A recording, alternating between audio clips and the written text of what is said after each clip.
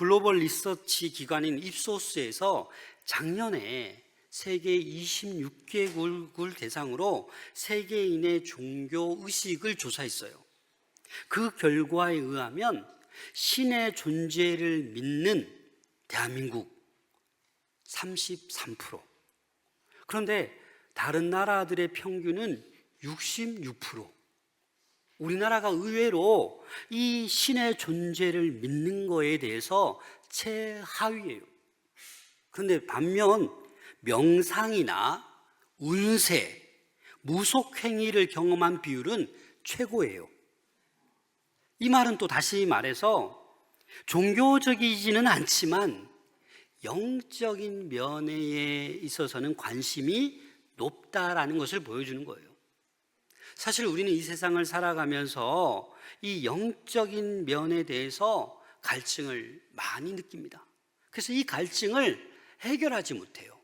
그래서 오늘 본문을 통하여서 이 영적인 갈증을 해결할 수 있는 그 비결을 함께 깨달을 수 있기를 소망합니다.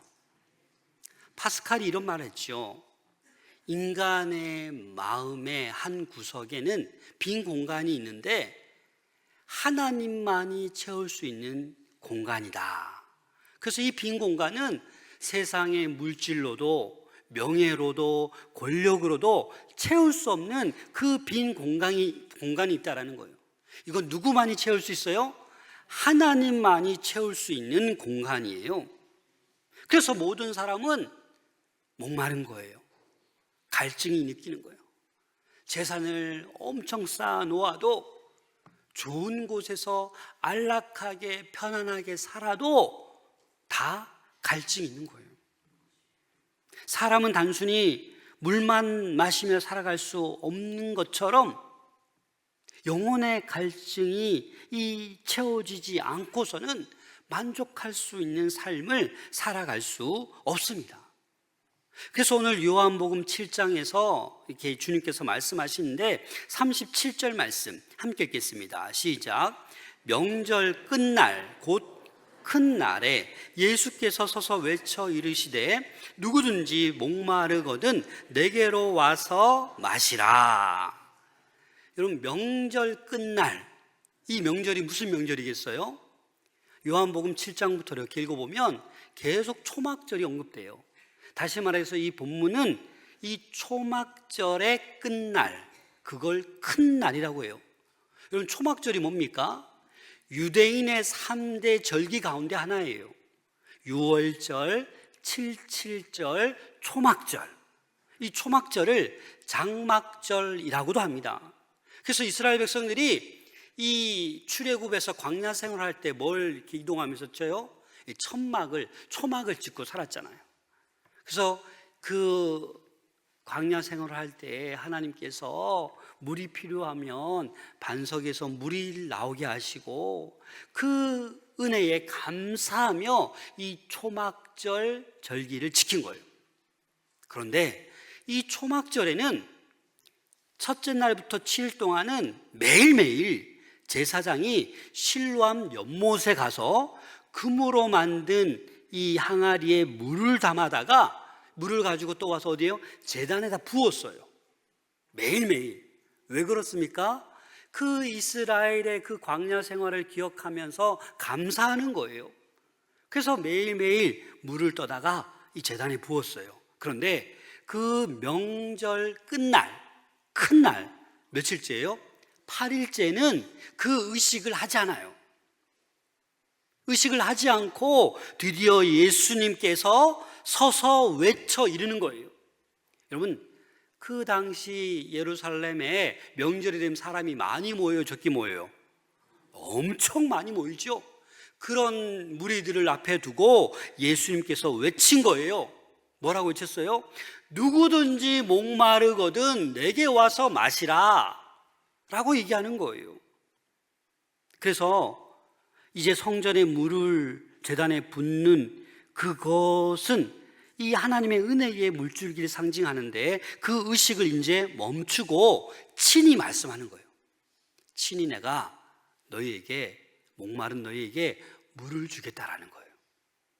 목마른 자들아, 내게로 오라. 내가 마시게 하리라고 말씀하고 있는 거예요. 그런데 오늘 본문에 보니까 누구든지라고 하고 있어요. 이 누구든지라는 말은 뭘까요? 배경을 보지 않아요. 실력을 보지 않아요. 가문을 보지 않아요. 그 사람의 경험, 그런 거 상관하지 않아요. 누구든지 목이 마르면 다 오라라고 얘기하고 있는 거예요. 이 말은요, 하나님의 구원의 보편적인 것을 얘기하고 있는 거예요. 그리고 하나님은 차별이 없으세요. 누구나 다 주님께로 다 오라라는 거예요. 여러분, 우리 교회에 오실 때 차별이 있습니까? 없어요. 누구든지 오시면 돼요. 누구든지 모셔오면 돼요. 예수 믿지 않는 분들 누구든지 모셔오면 되는 거예요. 그런 다음에 뭐라고 말씀하고 있습니까? 목마르거든. 이 목마르다, 헬라어로 딥사우라는 단어를 쓰는데, 이 단어는요, 육체적 갈증을 넘어 깊은 영적 갈급함을 얘기하는 거예요. 그래서 목마른 자들아 누구든지 오라라고 할 때, 이 목마른 것은 특별히 오늘 본문에서는 뭐예요? 영적인 갈급함, 인생의 공허함을 의미하는 그러한 목마름이에요. 아무리 기도해도, 아무리 발버둥 쳐봐도 빨리 회복되지 않는 것 같고, 풀리지 않는 것 같고, 늘 마음의 부담감만 크고, 근심 걱정만 크고, 잠도 오지 아니하고, 불면증은 사라지지 않고, 우울증은 점점 심해지는 것 같고, 이런 영적인 갈급함, 인생의 공허함을 느끼시는 분들 계십니까? 예수님께서 말씀하십니다. 나에게로 오라. 그렇게 말씀하는 거예요. 나에게 와서 마시라라고 하는 거예요. 오늘 이 시간에 이 영적인 갈급함을 사모하는 여러분들에게 하나님의 이 생수가 다 흘러 넘칠 수 있기를 소망합니다. 그래서 영적으로 갈증을 느끼는 그 사람을 지금 예수님께서는 초청하고 있는 거예요. 누구든지 나오라라고 초청하고 있는 거예요. 근데 여러분, 이 영적인 갈증, 메마름은 하나님과의 관계가 단절된 사람에게서 나오는 특징입니다. 본능적으로 하나님과 관계가 단절되어 있으면 이 영혼의 갈증을 본능적으로 느낄 수밖에 없습니다. 그리고 중요한 것은 이 영적인 갈증을 해결할 수 있는 분은 오로지 예수 그리스도뿐입니다. 그래서 누구든지 예수님께 나아가면 하나님과의 관계가 회복되는 거예요. 일주일 동안 이런저런 실패와 죄를 범하였어도 오늘 이렇게 주님 앞에 나와 주님을 만나면 그 영적인 갈급함이 회복될 줄로 믿습니다. 예수님과의 관계가 회복될 줄로 믿습니다. 그런데 우리는 그걸 못 느껴요. 내가 실수하고, 내가 상처 주고, 내가 죄를 범했음에도 불구하고 하나님과의 관계가 점점 멀어지고 있고 단절되어 가고 있음에도 불구하고 난 아니야, 너 때문이야, 네가 해결해, 네가 먼저 용서를 구해야지 라고 우리는 꼼짝하지 않습니다. 다 너 탓이야, 이렇게 우리는 얘기합니다. 여러분, 이 은혜의 생수는 우리 영적인 갈증을 말끔히 해결해 주십니다. 그래서 우리는 이 기쁨과 만족을 날마다 누릴 수 있어야 돼요. 그래서 오늘 한 분도 빠짐없이 이 주님의 생수의 강을 누릴 수 있기를 소망합니다. 38절 39절 함께 읽겠습니다. 시작. 나를 믿는 자는 성경의 이름과 같이 그 배에서 생수의 강이 흘러나오리라 하시니, 이는 그를 믿는 자들이 받을 성령을 가르쳐 말씀하신 것이라. 예수께서 아직 영광을 받지 않으셨으므로 성령이 아직 그들에게 계시지 아니하시더라. 성경의 이름과 같이, 이사야서 55장에 보면 목마른 자들아 다 나오라. 에스겔 47장에 보면 성전에서 물이 흘러나와서 점점 흘러넘치잖아요. 그런 표현들, 그런 성경에서 이름과 같이 그 배에서 생수의 강이 흘러나온다. 그 배, 이 배는 코일리아라는 헬라어 단어인데요, 인간 내면의 그 깊숙한 곳, 영적 중심을 상징하는 거예요. 그 내면 깊숙한 곳에서 뭐가 흘러나와요? 생수의 강이 흘러나오는 거예요. 그런데 누구든지 다 왔는데 그 누구든지 온 사람에게 생수의 강이 다 흘러넘치는 게 아니에요. 누구에게? 다시 38절 보시면 나를 믿는 자, 나를 믿는 자에게 생수의 강이 흘러넘치는 거예요. 그를 믿는 자들이 받을 성령을 가르쳐 말씀하신 것이다 라고 얘기하고 있어요. 다시 말해서 이 생수의 강은 뭘 얘기하는 거예요? 성령을 얘기하는 거예요. 성령을. 그래서 아직 영광을 받지 않으셨으므로 성령이 아직 그들에게 계시지 아니하시더라. 아직 영광을 받지 않았다라는 건 뭐예요? 예수님께서 아직 십자가 지시고 부활하시고 승천하지 않았다라는 거예요. 그래서 예수님께서 부활하시고 승천하실 때 저와 여러분들에게 뭘 보내주셨어요? 성령을 주셨잖아요. 그래서 지금 오늘날 저희들은 이 생수의 강이 흘러넘쳐야 되는데 그 생수의 강이 뭐예요? 성령이에요. 성령. 여러분 함께 누가복음 11장 13절 말씀 읽겠습니다. 시작. 악할지라도 좋은 것을 자식에게 줄 알거든 하물며 너희 하늘 아버지께서 구하는 자에게 성령을 주시지 않겠느냐 하시니라. 아멘. 그래서 우리는 날마다 스스로 확인하셔야 돼요. 어떠한 문제, 염려, 두려움 앞에서 나를 확인하셔야 돼요. 성령이 내 안에 계신가? 자꾸 확인하셔야 돼요. 특별히 이 사순절 기간에 십자가의 그 하나님의 예수님의 큰 사랑을 묵상하면서 성령이 내 안에 있는지 스스로 물어보고 안 계신 것 같다라고 하면 어떻게 해야 돼요? 간절히 구해야 되는 거예요. 아버지께서는 구하는 자에게 뭘 주신다고요? 성령을 주신다고요. 성령으로 충만해야, 성령으로 내가 내주하는 그런 삶을 살아가야 존경받는 사람이 돼요. 그렇지 않으면 겉만 그리스도인이고 껍데기 그리스도인이라서 오히려 예수 그리스도의 영광을 가리는 자가 돼요. 손가락질 받게 되고, 내가 저런 사람 보니까 교회 나가고 싶은 마음이 뚝 떨어진다. 천국 가서 여러분 어떤 책망을 받으시려고 그럽니까? 그래서 우리는 날마다 성령을 간구해야 돼요. 왜냐하면 성령의 도우심이 아니면 나의 이기적인 모습, 내 고집, 내 경험, 용서 못하고 그냥 내 생각대로 교만하게 살아가는 거예요. 좀만 하나님 은사 주시면 우울하게 막 그렇게 살아가는 거예요. 근데 오늘 본문에 보면 이런 예수님의 선포, 이 설교를 듣고 많은 무리들이 두 가지로 크게 반응합니다. 첫 번째 반응은 긍정적으로 반응해요. 여러분들 요한복음 6장 14절에 보시면 그 사람들이 예수께서 행하신 이 표적을 보고 말하되 이는 참으로 세상에 오실 그 선지자라 하더라. 오병이어의 표적을 보고 거기 있던 사람이 와, 이는 참으로 선지자다 이렇게 얘기했고, 오늘 본문에서도 초막절 마지막 날에 예수님께서 그 선포하신 설교 말씀을 듣고 그 무리들 가운데 예수님을 가르쳐 선지자라고 고백한 사람이 있다라는 거예요. 자, 40절, 41절 상반절 함께 읽겠습니다. 시작. 이 말씀을 들은 무리 중에서 어떤 사람은 이 사람이 참으로 그 선지자라 하며 어떤 사람은 그리스도라 하며, 긍정적인 반응이죠. 와, 예수님의 선포 설교 들어보니까 참 선지자 맞네. 어떤 사람은 아니 그리스도네, 오실 메시아네 라고 얘기하는 거예요. 그런데 두 번째 반응은 부정적으로 반응합니다. 41절 하반절부터 42절 함께 읽겠습니다. 시작.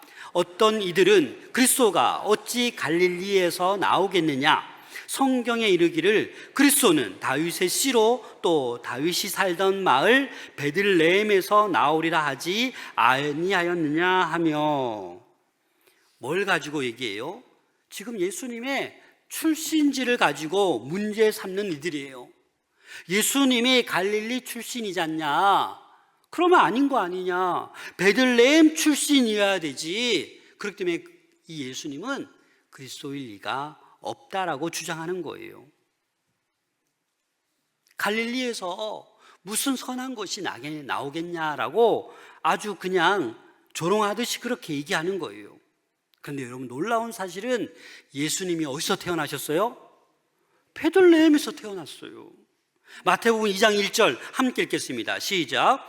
헤롯 왕 때에 예수께서 유대 베들레헴에서 나심에 동방으로부터 박사들이 예루살렘에 이르러 말하되.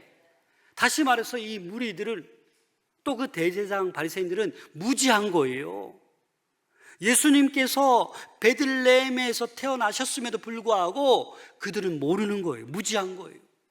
그냥 갈릴리에서 활동을 많이 하시니까 거기서 나신 줄만 아는 거예요. 그래서 이 예수님의 이 선포로 인하여 지금 그 무리들이 갈려진 거예요. 나눠진 거예요.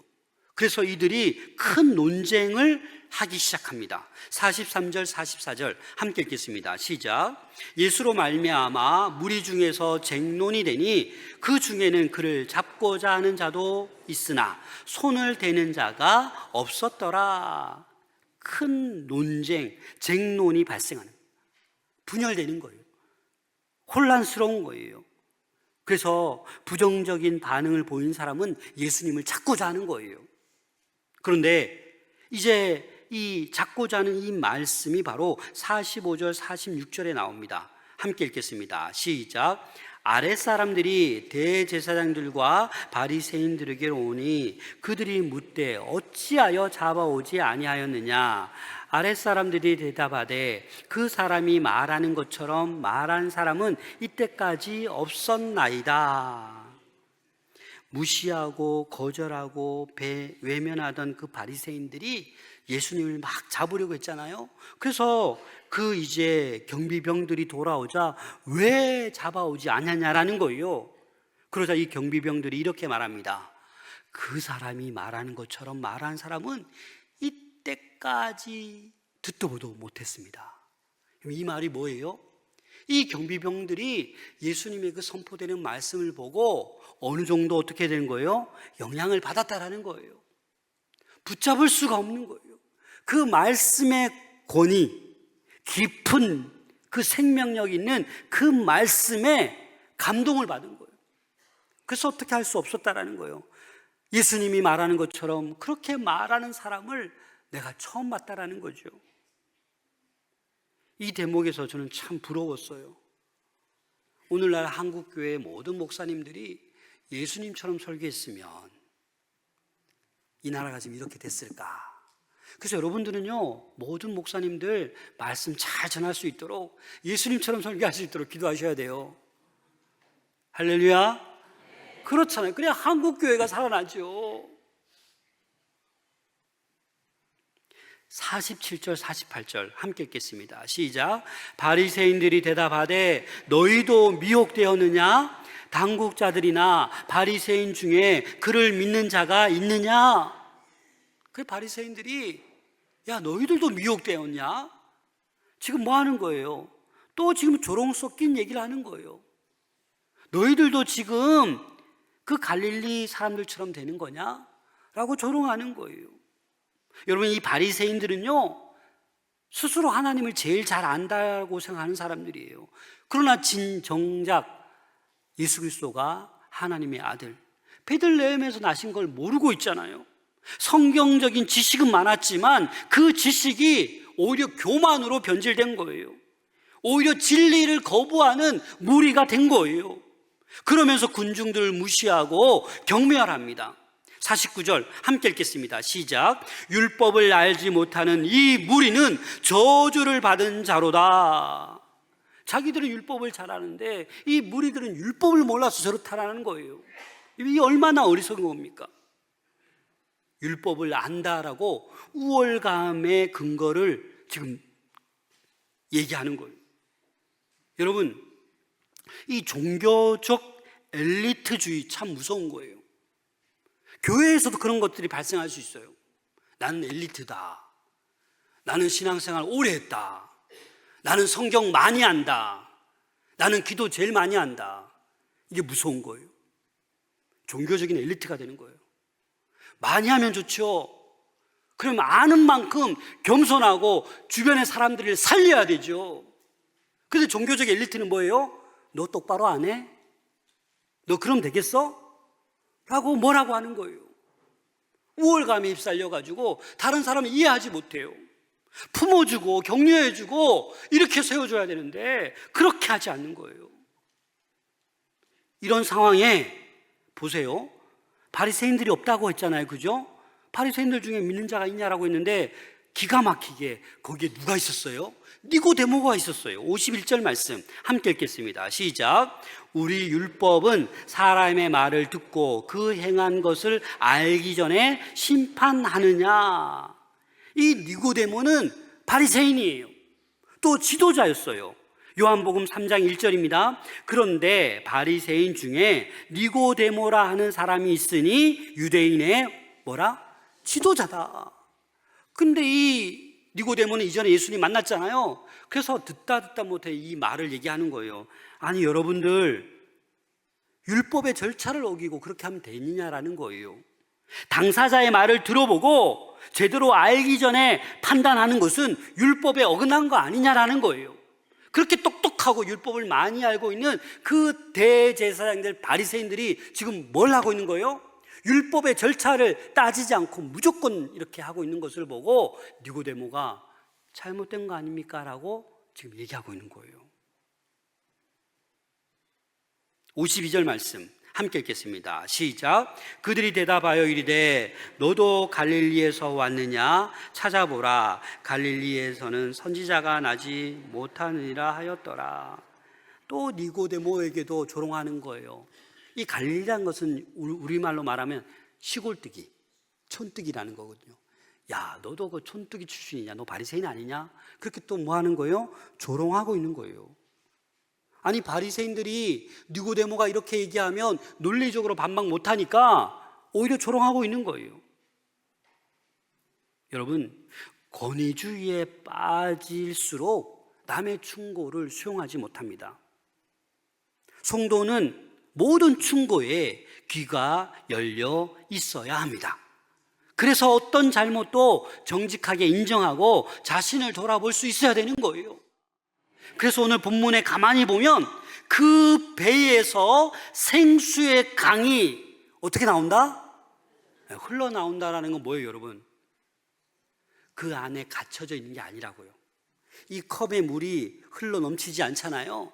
이렇게 생수의 강이 우리에게 와서 성령이 와서 가만히 고여 있는 게 아니라 정상적으로 생명의 생수의 강이 우리에게 성령이 내주하시면 어떻게 되는 거다? 흘러 넘치는 것이 정상이다. 그래서 여러분, 예수 그리스도로 충만할 때 삶에 나타나야 되는 거예요. 내 주변의 사람이 나를 통해서 기뻐해야 되고 회복돼야 되고 이 은혜를 경험할 수 있어야 돼요. 그런 우리 마산 동부교회 성도님들 다 될 수 있기를 소망합니다. 주님 안에서 진정한 생수를 마시고 회복되시기를 소망합니다. 더 나아가서 생수가 흘러 넘치는 모습을 만방에 보여줄 수 있기를 소망합니다. 그래서 가정을 살리고 직장을 살리고 사업을 살리고 주변의 이웃들을 살릴 수 있는 우리 모든 성도님들 될 수 있기를 소망합니다. 축복의 통로, 생명의 통로로 쓰임받는 저와 여러분들 될 수 있기를 소망합니다.